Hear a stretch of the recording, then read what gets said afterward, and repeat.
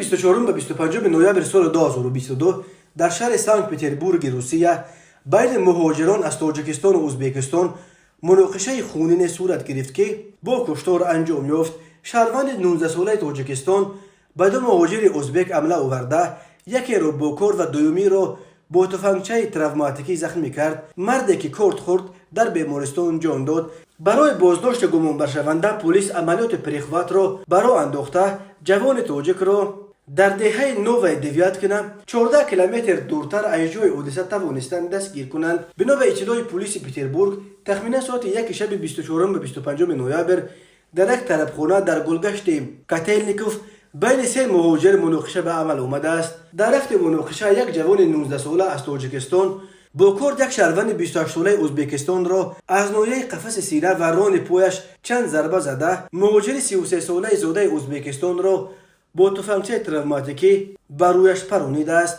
بعد این جوان تاجیک با ماشین تمغه هوندای صنعت که از شرکت کرشرینگ اجاره گرفته بود نشسته کوشش فرار کرده است. او این ماشین را در پارکوفکای مرکز سودای اندستریال نپرتافته به ماشین تمغه کیو سرنتو نشسته و از آنجا فرار کرده است. جوان تاجیک را کارمندان دپس تنها در پاسگاه نزد دهه نوی دیویاتکنا 14 کیلومتر دورتر از محل حادثه دستگیر کرده برای 2 روز به حبس گرفتند. معلوم شد که او در پتربورگ بدون ثبت نام در اداره های مهاجرت به سر می برد. هر دو جبر دیده را از طربخانه به بیمارستان بردند. مهاجر 33 ساله را که از تفنگچه تروماتیکی تیر خورده بود طبیبان بعد دارو کردن و بستن زخمش جواب دادند، ولی جبر دیده دوم 28 ساله که از قفس سینه ران پای و ششش ضرب کارد خورده بود در حالت وزنین بستری کرده شد و ساعت 7:30 صبح 25 نوامبر جان داد. نسبت به جوان تاجیک بر اساس قسم 4 ماده 111 کودکس جنایتی روسیه با اتهام رسانیدن آسیب وزنین به سلامتی که باعث هلاکت جبر دیده شده است پرونده جنایتی گشودند.